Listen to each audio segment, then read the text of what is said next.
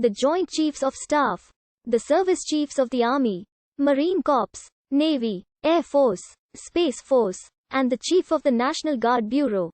Each of the individual service chiefs, outside their JCS obligations, work directly under the secretaries of their respective military departments, e.g. the Secretary of the Army, the Secretary of the Navy, and the Secretary of the Air Force.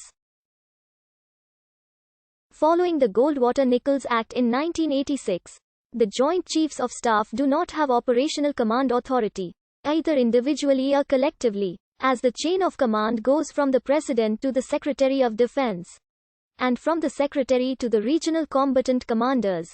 Goldwater-Nichols also created the Office of Vice Chairman, and the Chairman is now designated as the principal military advisor to the Secretary of Defense, the Homeland Security Council, the National Security Council, and the President. The Joint Staff is a headquarters staff in the Pentagon, composed of personnel from each of the 6 service branches, that assists the Chairman and the Vice Chairman in discharging their responsibilities and is managed by the Director of the Joint Staff.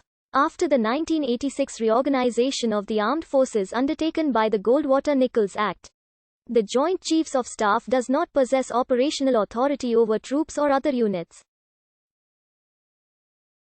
Responsibility for conducting military operations goes from the President to the Secretary of Defense directly to the commanders of the Unified Combatant Commands and thus bypasses the Joint Chiefs of Staff completely. Today, their primary responsibility is to ensure personnel readiness, policy, planning and training of their respective services for the combatant commanders to utilize.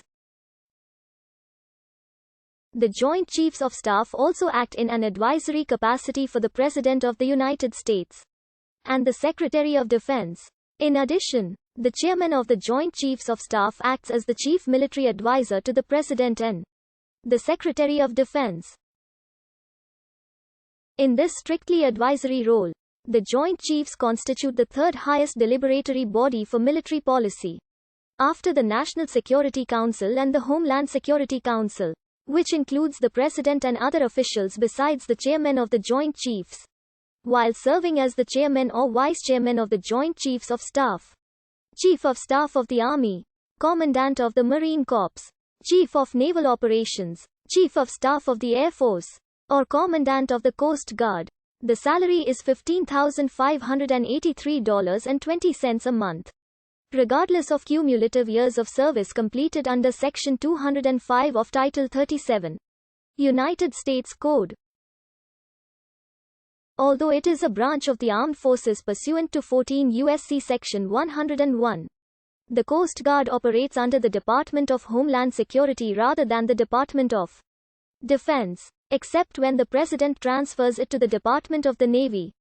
The Commandant of the Coast Guard is not a de jure member of the Joint Chiefs of Staff but is sometimes regarded as a de facto member, being entitled to the same supplemental pay as the Joint Chiefs, and occasionally attending meetings of the JCS by invitation.